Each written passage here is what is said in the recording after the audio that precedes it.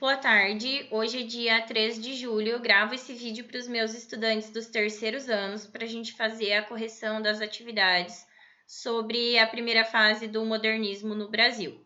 Vocês vão precisar do livro didático a partir da página 112, onde iniciam as nossas atividades, e também do caderno de vocês, onde vocês realizaram as respostas das atividades para a gente fazer a correção. É bem importante deixar esse material todo em dia para vocês irem se preparando para a prova, que a gente vai ter logo na sequência. Então, vamos dar início. Atividades, pergunta número 1. Além de Anita Malfatti, outra importante pintora paulista que integrou o grupo de artistas modernistas foi Tarsila do Amaral. Tarsila foi casada com Oswald de Andrade entre os anos de 1926 e 29. Em 28, a artista presenteou o marido com a tela Abapuru, que significa homem comedor de gente, e que serviu de inspiração para o Manifesto Antropófago. E para a antropofagia, movimento artístico derivado do Manifesto Oswaldiano. Observe a pintura com atenção para responder às questões propostas. A gente tem ali uma figura humana, com os pés e mãos muito grandes, a cabeça pequena, sugerindo uma valorização do trabalho mais braçal, né, as atividades mais manuais, que exigem pouco intelecto. A gente também tem um cactus ali bem grande, bem destacado, e o sol bem forte, que são elementos muito típicos do Brasil. Primeira pergunta. A tela de Tarsila do Amaral apresenta um aproveitamento de algumas características das vanguardas europeias. Identifique ao menos uma dessas influências. Bom, a gente vai ter um aproveitamento do cubismo. Por quê? Por causa do uso das figuras geométricas, né? A gente vê círculo, a gente vê um triângulo ali no corpo da figura, tem um formato mais triangular. Então, enfim, a exploração das figuras geométricas e também uma certa deformação da figura, porque as mãos, os pés são desproporcionalmente grandes. Então, isso tudo é característica do cubismo. A gente também tem uma influência do surrealismo ali, por causa dessa paisagem que serve de cenário para a tela, que é bem do universo dos sonhos ali. É tudo muito azul, tem só o cactus e o sol, dá a impressão de que se trata de um sonho, esse universo é mais onírico. E, assim, por ser uma figura mais estilizada, mais que foge daquele padrão tradicional de arte, né, daquilo que a academia pregava como arte, só por isso a gente já sabe que tem uma certa influência das vanguardas europeias. E a segunda pergunta, de que modo o aproveitamento dos temas brasileiros aproxima a obra Abapuru dos ideais defendidos por Oswald de Andrade em seu Manifesto Antropófago? No Manifesto Antropófago, ele vai dizer que a gente tem que pegar aquilo que vem de fora, a gente tem que pegar essas ideias, essa influência da Europa e deglutir isso, como os índios faziam nos rituais de antropofagia, e absorver aquilo que for positivo e transformar, deixando com a nossa cara, que é exatamente o que acontece aqui no quadro. Eles vão se aproveitar de ideias que são das vanguardas europeias, mas a Tarsila vai usar essas ideias para compor uma obra que traz elementos muito típicos do Brasil. Então, a gente vai ter uma identidade artística que é genuinamente brasileira. Quer dizer, embora eu aproveite aquilo que vem de fora, eu vou transformar aquilo para deixar com a minha cara, não vai ser uma mera cópia daquilo que vem do estrangeiro. E agora eu vou para a página ao lado, 113, para a gente corrigir a questão número 2. É um poema do Mário de Andrade que foi lido durante a Semana de Arte Moderna e chama Ode ao Burguês.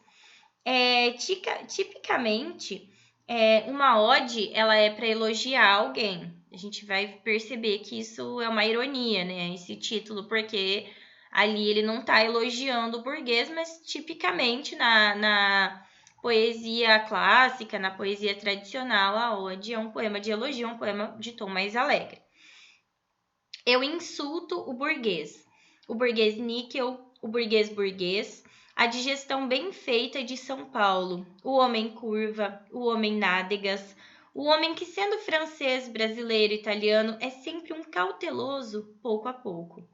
Eu insulto as aristocracias cautelosas, os barões lampiões, os condes joões, os duques urros, que vivem dentro de muros sem pulos, e gemem sangues de alguns mil-réis fracos, para dizerem que as filhas da senhora falam o francês, e tocam o printemps com as unhas, que em francês designa a primavera. No contexto do poema, refere-se ao trecho da música erudita As Quatro Estações de Vivaldi. A primavera é a parte mais conhecida das quatro estações, que é uma composição barroca, e que então seria super chique você saber tocar a primavera, do Vivaldi. Eu insulto o burguês funesto, o indigesto feijão com toucinho, dono das tradições. Fora os que algarismam os amanhãs. Olha a vida dos nossos setembros. Fará sol? Choverá? Arlequinal. Arlequinal, que se refere a arlequim, analogia à vestimenta estampada lá dos arlequins, né? Aquela roupinha típica. Mas a chuva dos rosais, o êxtase fará sempre sol. Morte à gordura, morte às adiposidades cerebrais, morte ao burguês mensal, ao burguês cinema, ao burguês Tilbury. Tilbury é um carro de 2 rodas e 2 assentos, sem boleia, com capota e conduzido por um só animal, uma carrocinha, né? Padaria suíça, morte viva ao Adriano. Ai, filha, que te darei pelos teus anos? Um colar, conto e 500. Mas nós morremos de fome. Come, come-te a ti mesmo, ó gelatina pasma, ó purê de batatas morais, ó cabelos nas ventas, ó carecas, ódio aos temperamentos regulares, ódio aos relógios musculares, morte e infâmia, ódio à soma, ódio aos secos e molhados, ódio aos sem desfalecimentos nem arrependimentos, sempiternamente as mesmices convencionais. De mãos nas costas, marco eu o compasso. Eia! 2 a 2, primeira posição, marcha. Todos para a central do meu rancor inebriante. Ódio e insulto, ódio e raiva, ódio e mais ódio. Morte ao burguês de giolhos, que é a mesma coisa que de joelhos. Cheirando religião e que não crê em Deus. Ódio vermelho, ódio fecundo, ódio cíclico, ódio, fundamento sem perdão. Fora, fora o bom burguês. E vamos para as atividades. Letra A. Uma das influências das vanguardas europeias na escrita era a recriação de palavras dando origem a novos sentidos, num processo semelhante ao da colagem na pintura. Identifique no poema exemplos desse procedimento e explique o novo sentido adquirido pelos termos no contexto geral. Ele vai criar uma série de palavras compostas, a maioria delas usando a palavra burguês. Então, ele usa burguês níquel, burguês, homem curva, homem nádegas, burguês funesto, burguês mensal, burguês Tilbury. E todas elas servem para insultar o burguês, para falar das coisas que o burguês valoriza, que são os bens materiais, quando fala que ele é o burguês níquel, o burguês Tilbury, é para dizer que ele dá muito valor, um valor excessivo para as coisas materiais.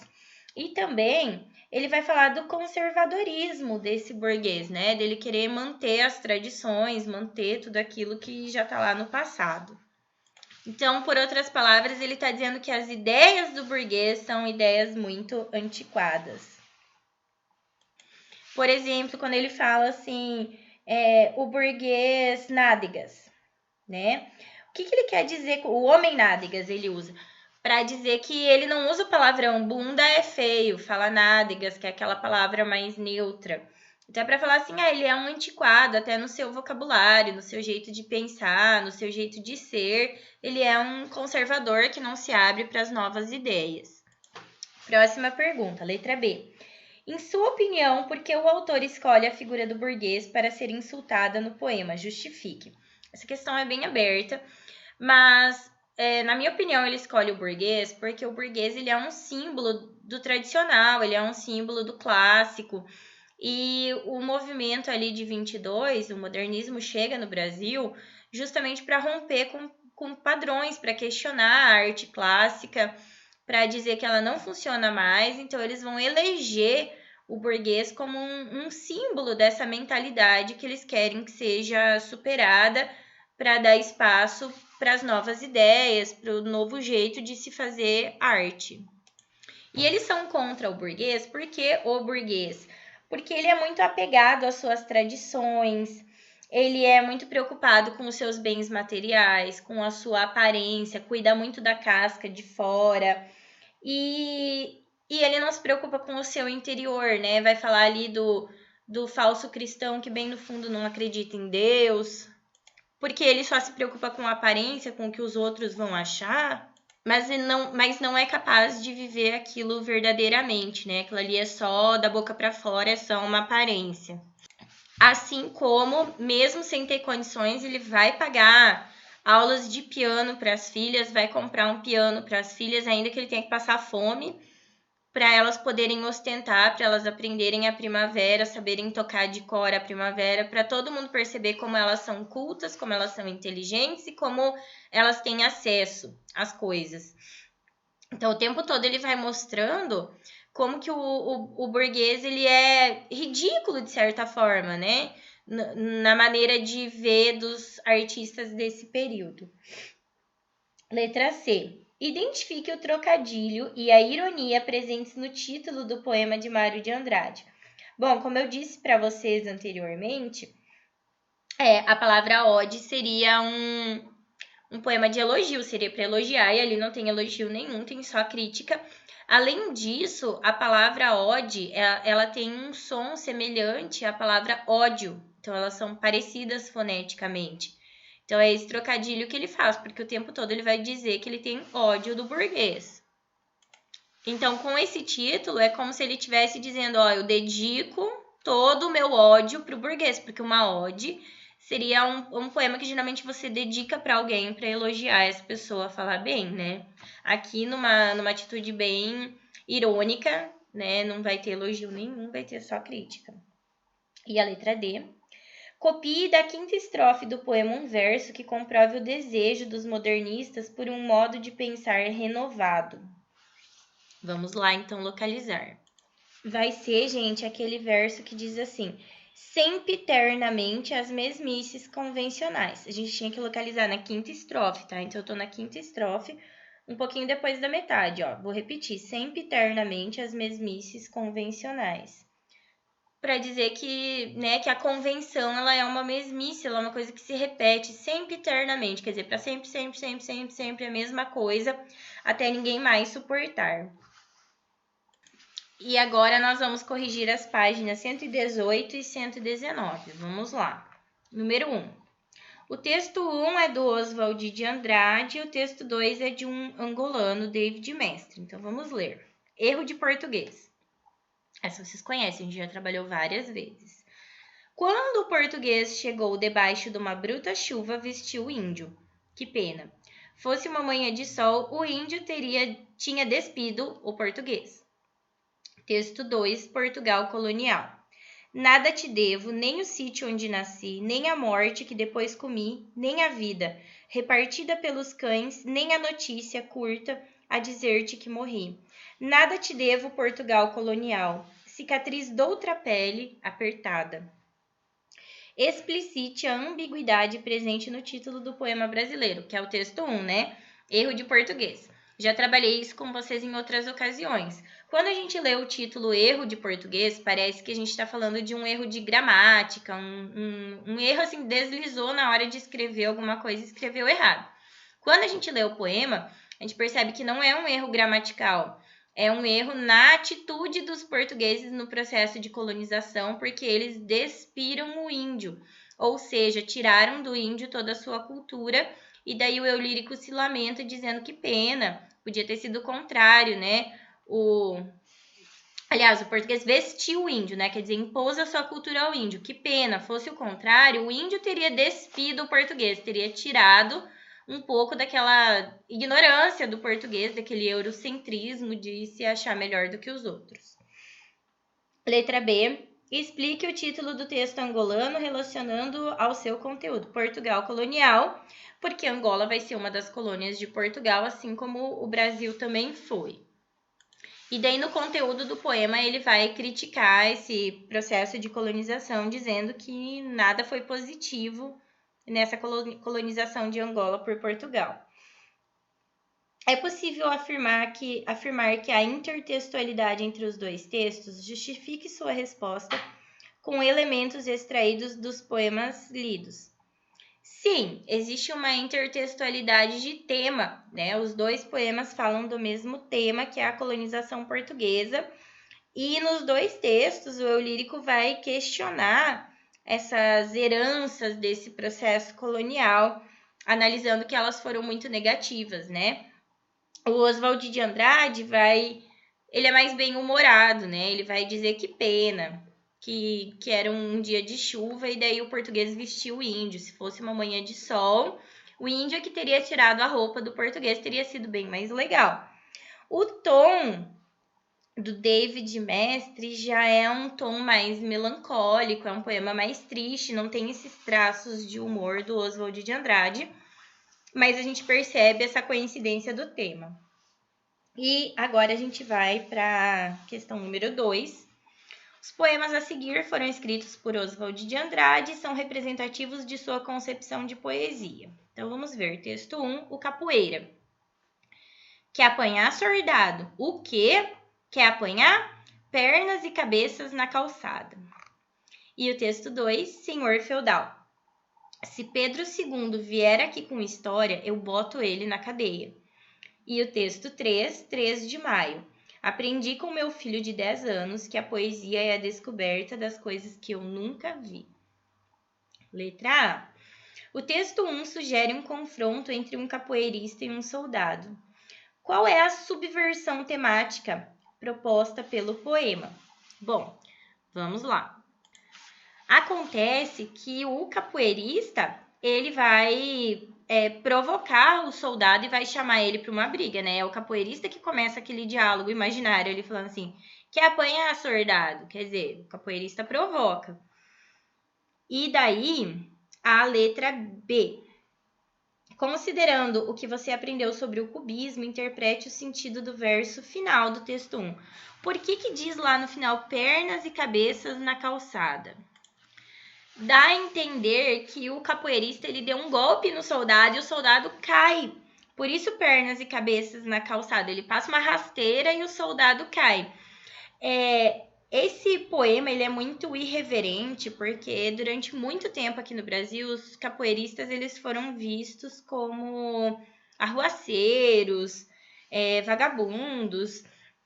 E o Oswald de Andrade coloca ele numa posição de superioridade. É ele que provoca o soldado e é ele que derruba o soldado. Em vez deles apanharem da polícia, como era o que acontecia, porque eles eram considerados marginais, eles vão se vingar. Eles que vão bater na polícia. Então, é um poema bem irreverente. E a influência do cubismo é essa, vocês viram, né? São as partes do corpo ali, mas para dar a entender que ele levou um golpe, o soldado levou um golpe e caiu. Questão C. O texto 2 apresenta uma releitura de um momento histórico do Brasil, o fim do Império. Nesse contexto, qual é a ambiguidade instaurada pela expressão vir com história? O que isso tem de ambíguo?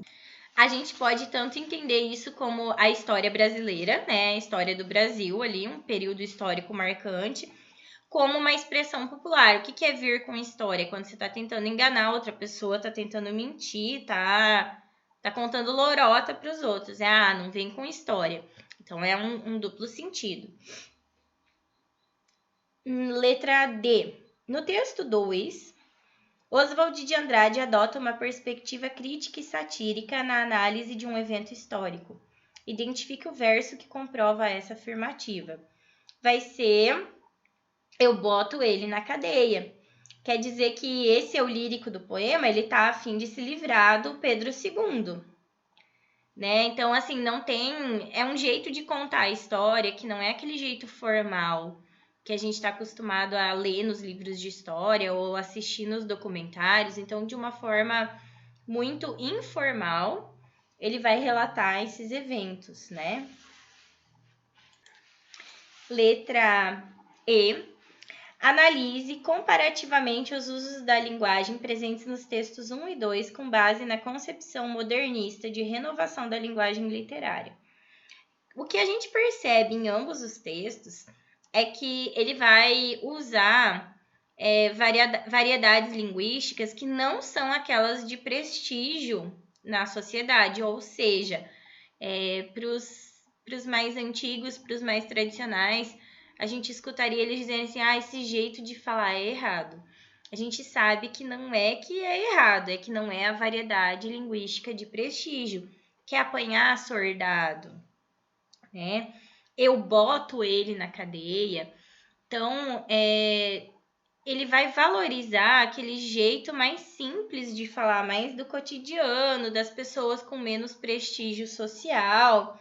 Isso é uma característica do modernismo, você valorizar essa linguagem mais coloquial, mais do dia a dia e que representa o povo. Então, os poetas eles não estão preocupados com as regras gramaticais, eles transgridem mesmo, não porque o poeta não conhece a regra, mas porque de propósito ele quer dar voz para as pessoas mais simples, mais humildes, valorizar essa língua do povo.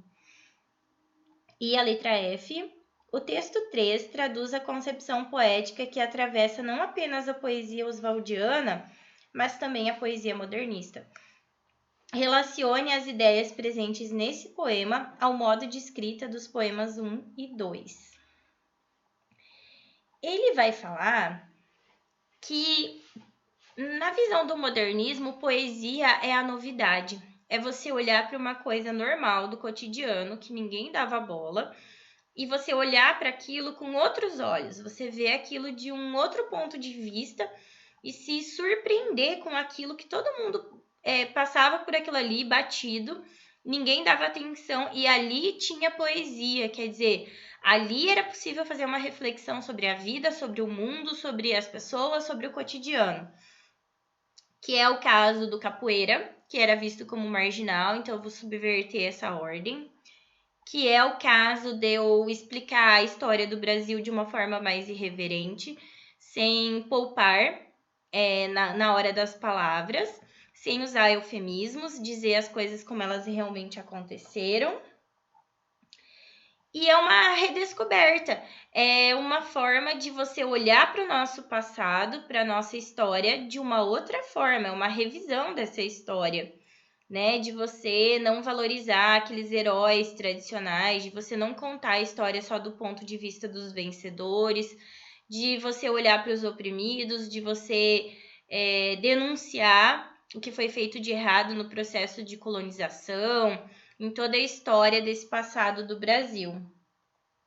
E também valorizar essa cultura brasileira, valorizar o jeito de falar das pessoas mais humildes, valorizar as coisas que elas gostam, as suas expressões artísticas e culturais, o que a poesia tradicional e a arte tradicional não faziam, elas eram muito voltadas para as elites. Agora a gente vai ter uma arte que vai ser bem voltada para o povo, para as coisas tipicamente brasileiras, genuinamente brasileiras.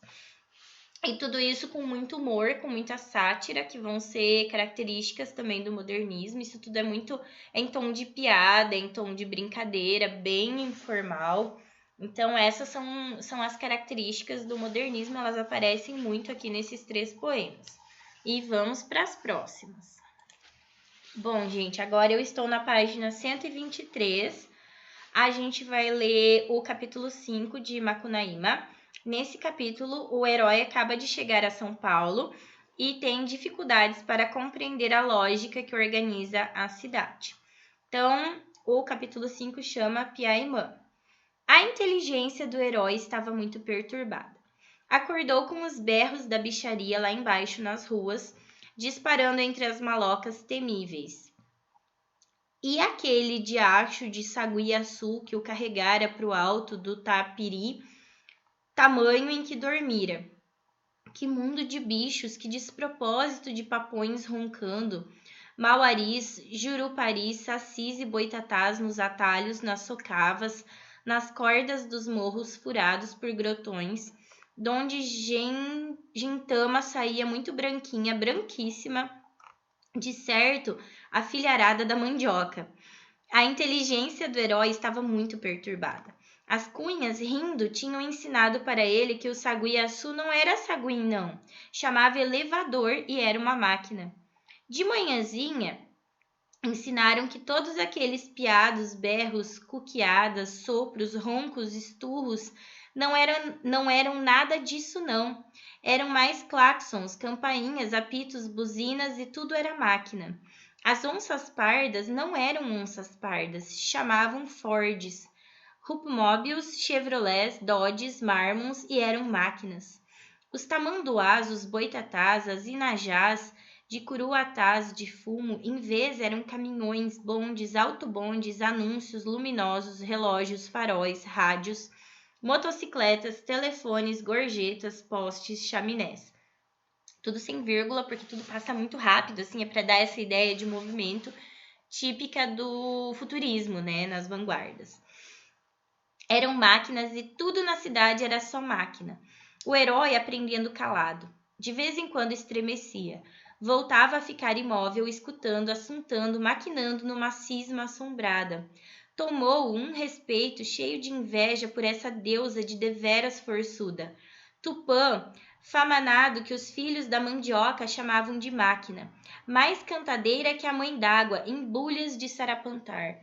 Então ele chega na cidade e ele vai achando que tudo são animais, porque ele compara com aquilo que ele tinha na floresta, e daí ele vai aprendendo pouco a pouco que aquilo são máquinas, e ele fica encantado com essa força da máquina que controla tudo, que comanda tudo, e ele chama esses homens da cidade de filhos da mandioca, porque eles são muito branquinhos.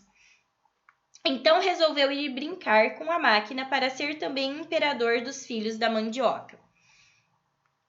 Mas as três cunhãs deram muitas risadas e falaram que isso de deuses era gorda mentira antiga, que não tinha Deus, não, e que com a máquina ninguém não brinca porque ela mata. A máquina não era Deus, não, nem possuía os distintivos femininos de que o herói gostava tanto. Porque aqui, gente, brincar é o jeito como o Macunaíma se refere ao sexo. Então, brincar é fazer sexo. Então, ele queria fazer sexo com a máquina para ver se ele tinha filhos com ela, para ele também ser imperador, né? E pai desses filhos da mandioca aí. Daí, as cunhas vão rir dele e falar, não, ela não tem o que você gosta, ela não tem os atributos femininos e ela mata. Era feita pelos homens, se mexia com eletricidade, com fogo, com água, com vento, com fumo, os homens aproveitando as forças da natureza. Porém, Jacaré acreditou? Nem o herói. Se levantou na cama e com um gesto, esse sim, bem guaçu de desdém, batendo o antebraço esquerdo dentro do outro dobrado, mexeu com energia a munheca direita para três cunhas e partiu. Nesse instante, falam, ele inventou o gesto famanado de ofensa, a pacova, e foi morar numa pensão com os manos. Estava com a boca cheia de sapinhos por causa daquela primeira noite de amor paulistano. Gemia com as dores e não havia meios de sarar, até que Manap roubou uma chave de sacrário e deu para Macunaíma chupar. O herói chupou e sarou bem. Manap era feiticeiro. Macunaíma passou então uma semana sem comer nem brincar, só maquinando nas brigas sem vitória dos filhos da mandioca com a máquina. A máquina era que matava os homens, porém os homens é que mandavam na máquina. Constatou pasmo que os filhos da mandioca eram donos sem mistério e sem força da máquina sem mistério, sem querer, sem fastio, incapazes de explicar as infelicidades por si. Estava nostálgico assim, até que uma noite, suspenso no terraço de um arranha-céu com os manos, Macunaíma concluiu. Os filhos da mandioca não ganham da máquina, nem ela ganha deles nesta luta. Há empate. Letra A. Ao chegar à cidade, Macunaíma usa os dados de sua cultura para entender aquela sociedade tão diferente da sua. Que elementos comprovam essa afirmação? Ele vai ouvir um monte de barulhos nessa cidade e ele vai comparar com os ruídos da floresta, ele vai relacionar com os animais da floresta. Então, ele vai falar do saguiaçu, da onça parda, dos tamanduás, boitatás, inajás, entre outros, tentando associar com esses barulhos que ele ouve, que na verdade são das máquinas da cidade. Macunaíma passou então uma semana sem comer nem brincar, só maquinando nas brigas sem vitória dos filhos da mandioca com a máquina. Comente o uso do termo maquinando nessa passagem do texto. Na verdade, gente, é um trocadilho, porque quando você está maquinando alguma coisa, você está tramando, você está pensando. E isso tem a ver com a automatização, né, dos instrumentos, dos aparelhos, por isso a máquina, né? Ele fica obcecado, ele fica focado só naquilo, então ele está maquinando, ele está pensando para tentar chegar numa conclusão lógica. E ainda é interessante a gente observar que ele acabou de conhecer o que era máquina e ele já se apropria desse conceito para usar o verbo maquinar, né? Que é pensar como uma máquina, ficar ali focado, obcecado num pensamento até chegar numa conclusão, como uma máquina trabalhando. Então, ele já se apropria desse conceito que é super novo para ele e já começa a utilizar. E a letra C, que elementos justificam a afirmação de que o encontro de Macunaíma com a cidade se constitui numa sátira social? Por que é uma sátira social? Porque a cidade ela é toda feita de máquinas e também ela é dominada pelas máquinas. Então, as máquinas elas são produzidas pelo homem, mas também, de certa forma, elas dominam esse homem. Elas podem, inclusive, matar uma pessoa, como diz lá no texto. Então, é uma sociedade que ela divide o poder com as máquinas. O poder ele não está todo nas pessoas, né? Ele também está nesses instrumentos que esses homens utilizam e que, ao mesmo tempo que facilitam tanto a vida, também, de certa forma, os dominam. Letra D. Copie do trecho uma expressão que comprove o aproveitamento da cultura popular na Rapsódia de Mário de Andrade. Tem um trechinho ali que ele diz assim: porém, Jacaré acreditou? Nem o herói. Eu não sei se vocês já ouviram isso, mas eu já ouvi bastante. Você tá contando uma história e daí alguém tava tentando convencer a outra pessoa de alguma coisa, mas aquela pessoa não se convence. Daí você fala assim, e Jacaré acreditou? Quer dizer, ele não se convenceu. Então, essa aqui... aqui tem um aproveitamento das falas populares, dos ditados populares. Esse daqui, ele é bem comum, principalmente entre as pessoas mais velhas, como eu, né? Que já estou ficando com um CPF meio antigo. Mas eu já escutei muito essa expressão. Não sei se vocês já escutaram, porque entre os jovenzinhos ela não é tão corrente. Letra E. Embora Mário de Andrade negasse esse rótulo, Macunaíma foi considerado por Oswald de Andrade o livro mais antropofágico do movimento modernista. Indique ao menos uma razão que possa justificar essa observação. Por que ele seria um livro muito antropofágico? Bom, eu acho que o Manifesto Antropofágico ele falava para a gente valorizar a cultura nacional.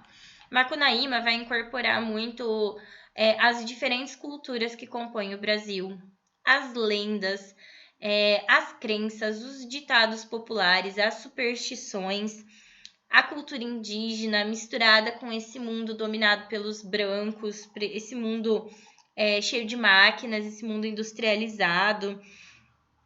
Então, ele vai misturar o popular com aquilo que é bem sofisticado, bem erudito. Ele vai misturar linguagens, vai misturar culturas diversas. Então, realmente, ele é um retrato do Brasil nas suas mais diferentes faces. E é bem isso que o antropofagismo propunha, né? Que a gente absorvesse tudo e transformasse aquilo tudo na nossa cultura, deixasse aquilo com a nossa cara. E a letra F, considere esta afirmação. Macunaíma rejeita o trabalho e proclama o ócio como princípio.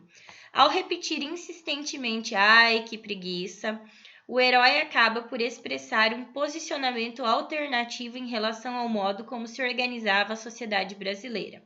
Explique a afirmação relacionando-a com o contexto histórico brasileiro do início do século XX.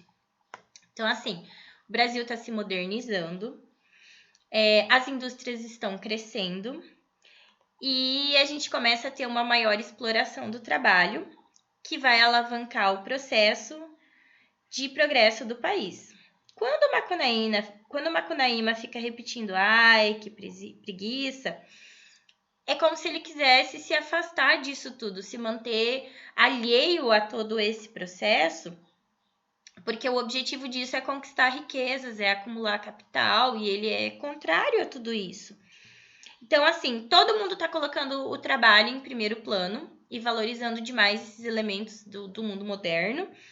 E o herói, ele vai propor outra coisa, que é o ócio, que é você não se deixar dominar pelas máquinas, você não valorizar demais o trabalho, não achar que o trabalho define o homem, que tem outras coisas que podem definir a nossa sociedade e, de certa forma, fazer uma denúncia dessa exploração, desse mundo moderno que cada vez mais massacra as pessoas e as condena à condição de máquinas também, né? Os homens têm que se igualar às máquinas para poder sobreviver nesse mundo moderno. Então, ele nega tudo isso, ele é o anti-herói, mas a gente torce por ele porque a gente consegue perceber nas entrelinhas essa denúncia da exploração.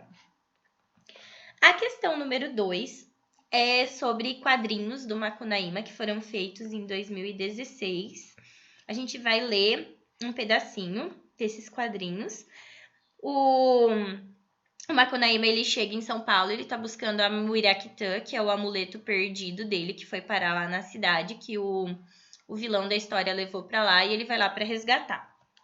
Então, no primeiro quadrinho, a gente tem o barquinho ali, eles chegando na cidade, e daí diz assim: primeiro foi a gritaria da papagaiada imperial se despedindo do herói.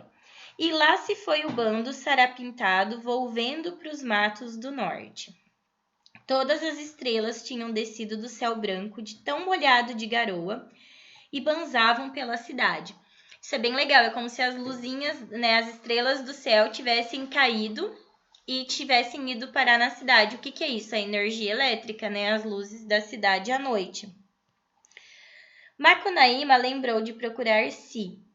Dessa ele nunca poderia esquecer, não, porque a rede feiticeira que ela armara para os brinquedos, ou aqui a referência ao sexo novamente, né? Fora tecida com os próprios cabelos dela, e a Si tinha se transformado em estrela. Então, quando ele vê as luzes da cidade, ele se lembra da Si, né? E procura por ela para ver se ela não tá por ali, uma daquelas estrelas. Campeou, mas as estradas e terreiros estavam apinhados de cunhãs tão brancas, tão alvinhas, tão... Macunaíma gemia. Só que logo ele esquece da Si e começa a reparar nas outras mulheres que ele acha muito interessantes, né? Branquinhas, então muito diferentes das índias que tinha lá na floresta, né? Que não tinham essa pele tão branca. Perdido de gosto e tanta formosura. Letra A. O primeiro quadrinho retoma de forma paródica a cena do descobrimento do Brasil. Que elementos confirmam a paródia? É o estrangeiro chegando pelo mar naquele território desconhecido. Então, ali a gente tem o barquinho chegando em São Paulo, né? Como se fosse um processo de descoberta. E ali também é o contrário, né? Porque seriam os selvagens, entre aspas, descobrindo a civilização. No processo de colonização do Brasil, quando os portugueses chegam, é como se a civilização, entre aspas, estivesse chegando para conhecer os selvagens, né? Ali tem uma subversão. Letra B. Sabendo que Si, a amada de Macunaíma, morreu e virou uma estrela, interprete as ações de Macunaíma no quarto quadrinho. Né? Por que ele fica procurando Si? Bom, como a iluminação da cidade ela é muito forte, impede ele de olhar para o céu, ele não vê as estrelas no céu, porque a cidade é muito clara, tem muita luz.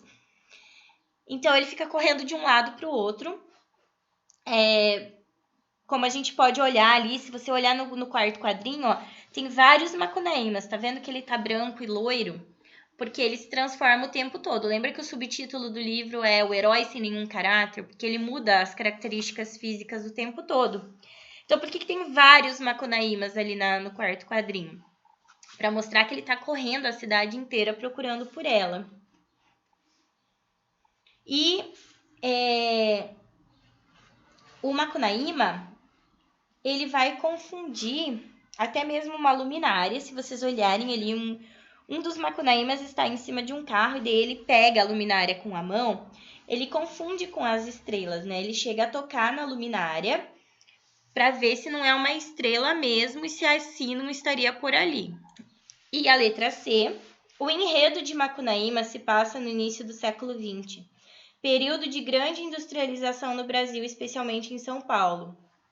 Que visão da cidade está representada no quinto quadrinho? Comprove utilizando elementos da imagem. Então, o que tem ali no quinto quadrinho que mostra que essa cidade está urbanizada? Enfim. A primeira coisa que chama a atenção é esse excesso de automóveis. Como vocês podem ver ali, nem tem espaço para todos aqueles automóveis andarem. Tem os bondes ali, a gente pode ver 3 bondes, então é bastante transporte ali público.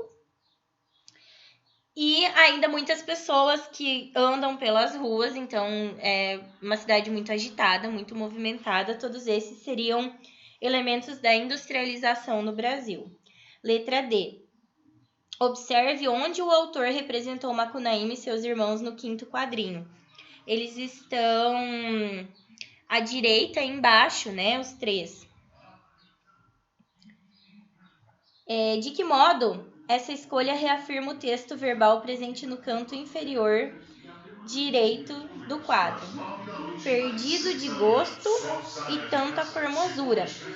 Olha o jeito como eles olham para a cidade, encantados, né? Olhando assim, nossa, eu não acredito, olha tudo isso, né?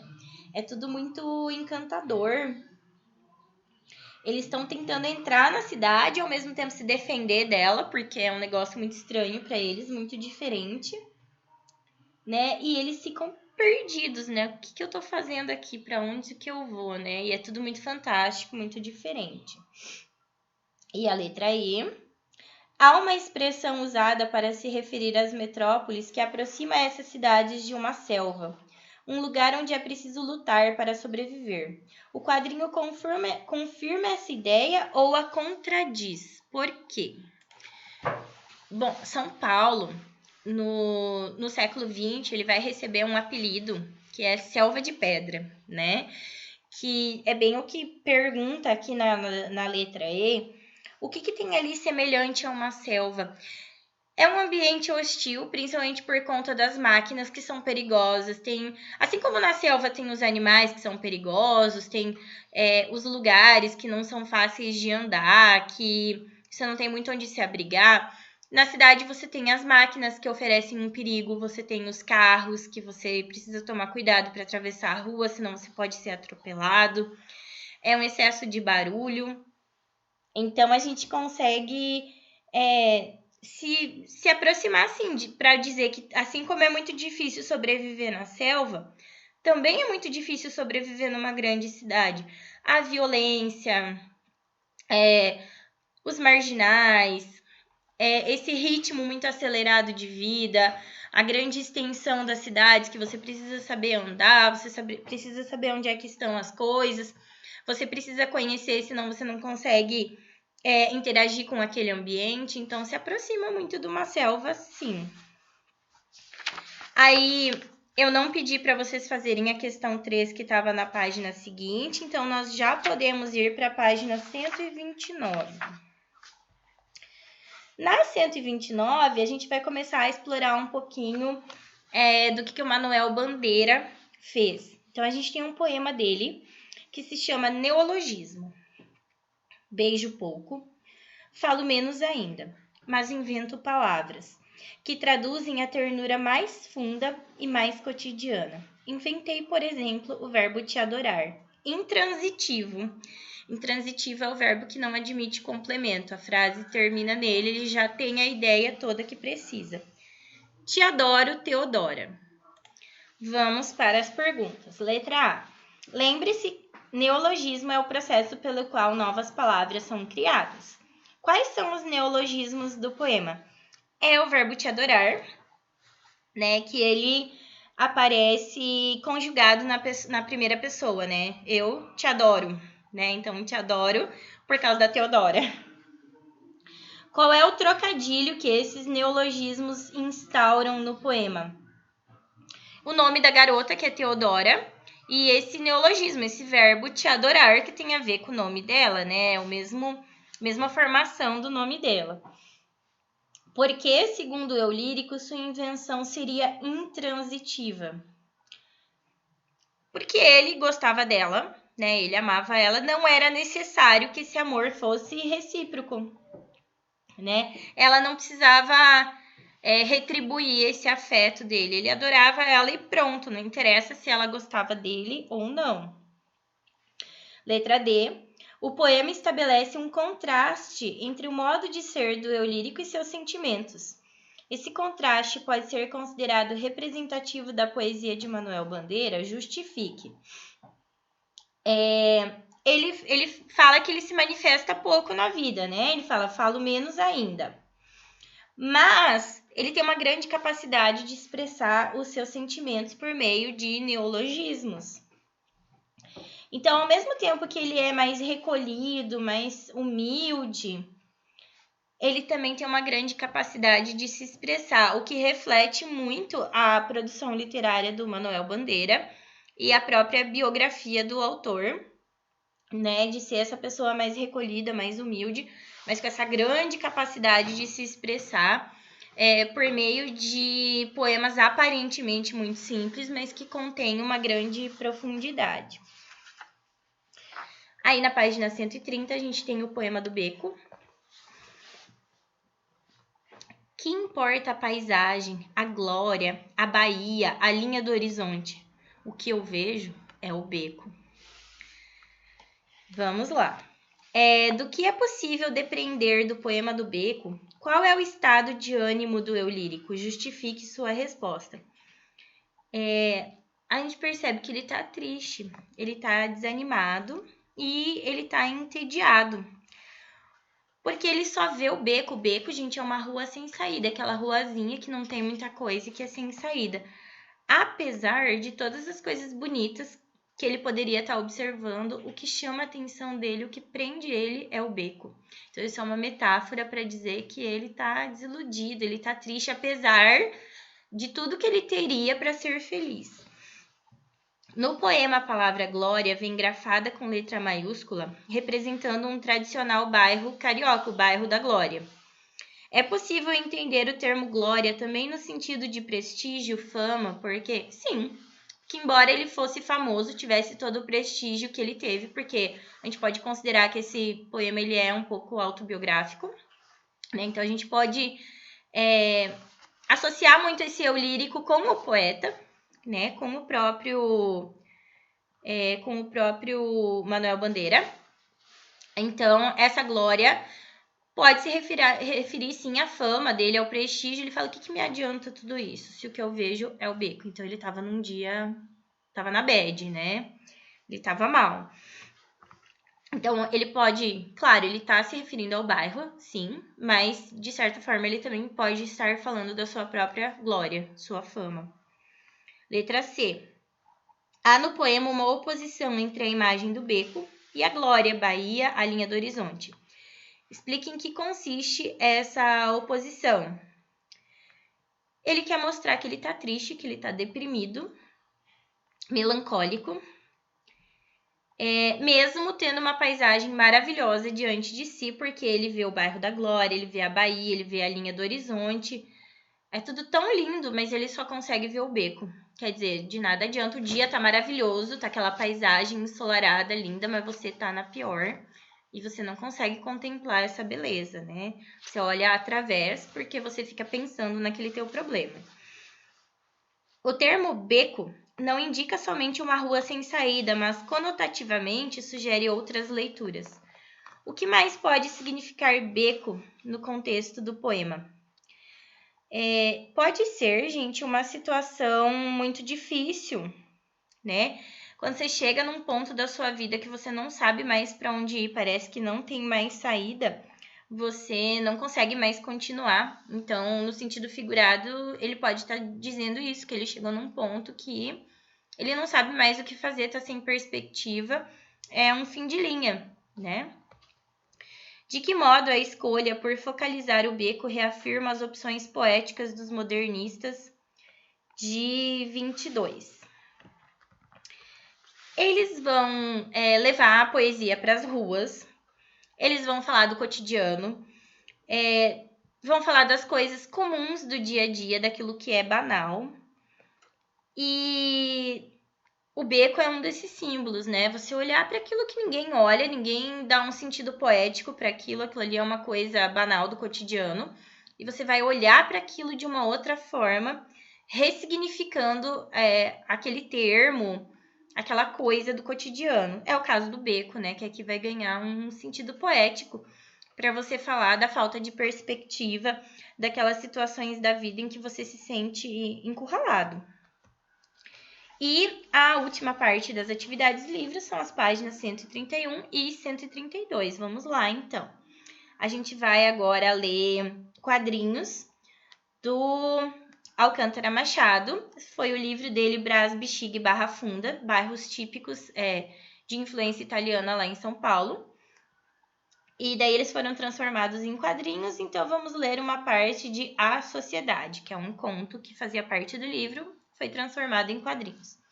Filha minha não casa com filho de Carcamano. A esposa do conselheiro José Bonifácio de Matos e Arruda disse isso e foi brigar com o italiano das batatas. Teresa Rita misturou lágrimas com gemidos e entrou no seu quarto batendo a porta. O conselheiro José Bonifácio limpou as unhas com o palito, suspirou e saiu de casa abotoando o fraque. A outra proposta foi feita de fraque e veio 6 meses depois. Aí a gente tem ali um convite de casamento, né? O conselheiro José Bonifácio de Matos e Arruda e senhora e daí lá a outra família tem a honra de participar Vossa Excelência e a família o contrato de casamento de sua filha Teresa Rita com o senhor Adriano Melli. No chá do noivado, o Adriano Melli, na frente de toda a gente, recordou à mãe de sua futura nora os bons tempinhos em que ele lhe vendia cebolas e batatas, óleo de luca e bacalhau português, quase sempre fiado e até sem caderneta. Quer dizer assim, tá querendo pagar tanto de madame, tá desfazendo desse casamento, achando que eu sou pouca coisa para sua filha? Mas e quando você comprava fiado? Nunca tinha dinheiro para me pagar na hora, quer dizer, só ostenta. Lembra do poema Ode ao Burguês, para falar que o burguês vive de ostentação, que ele sempre quer mostrar para os outros que ele é mais do que na verdade ele é? Pois então, novamente, a gente tem essa temática aqui, né? De falar dessa burguesia que se acha sem ser. Letra A. A fala da mãe de Teresa Rita representa um tipo de preconceito alimentado por parte da burguesia paulista da época. Que preconceito era esse? Que eles não queriam se misturar com os descendentes dos italianos por achar que eles eram muito grosseiros, que eles não tinham requinte necessário, por isso eles eram chamados de carcamanos. Era um termo ofensivo para se referir aos italianos. Mima dando as caras, querendo participar desta aula, não vai participar. Letra B. Observe o modo como são exibidos lado a lado Teresa Rita e seu pai. O que o gestual de cada figura representa no contexto. Daí a gente tem que voltar lá do outro lado. Olha a Teresa Rita tendo chiliques, batendo porta, chorando desesperadamente. E olha o pai, o que ele tá fazendo? Limpando as unhas, tipo... aquele palavrão que eu não posso falar, dane-se, né? Não estou nem aí se você não está feliz, não está gostando. Então, a garota tá desesperada, chorando, muito triste, e o pai nem aí para a situação. No final do conto, A Sociedade, ocorre uma transação financeira que dá origem a uma sociedade entre os pais dos jovens. Com base nessa informação, explique por que o título do conto apresenta duplo sentido. Porque a sociedade pode ser entendida de duas formas. Pode ser a sociedade no sentido de dinheiro, de você unir, né, duas pessoas que por um motivo financeiro vão fazer um negócio ali, fazer uma sociedade. E pode ser uma sociedade familiar também, né, de os filhos se casarem. E também eu posso falar da sociedade no geral. A nossa sociedade é marcada por interesses, então o conto ilustraria muito bem esses interesses, né, da sociedade. E a letra D, identifique a ironia presente na última fala do quadrinho. Quer dizer que a esposa do conselheiro, que era toda nariz empinada, que desprezava o italianinho lá, achava que ele não estava à altura da filha, na verdade, vivia comprando fiado e muitas vezes não pagava o que devia. Então, quer dizer, ela se achava muito grande coisa sem ser, né? Não era tudo aquilo que ela achava que era. Então, é isso, gente. As atividades do livro eram essas. Aí, vocês tinham que fazer um resumo dos 2 manifestos do Oswald de Andrade, o da Poesia Pau-Brasil e o Antropófago ou Antropofágico. E também um resumo de Macunaíma, do Mário de Andrade. Esses 3 resumos eu vou mandar para vocês no PDF, então, uma sugestão para que vocês deem uma lida e, se necessário, complementem aquele que vocês fizeram, tá? Beijos, tchau, tchau. Ah, uma coisa. Estudem para a prova, hein? Porque já nos próximos dias eu já vou marcar com vocês e vai cair todo esse conteúdo do pré-modernismo, da Semana de Arte Moderna e a primeira geração do modernismo no Brasil. Agora sim. Tchau, tchau.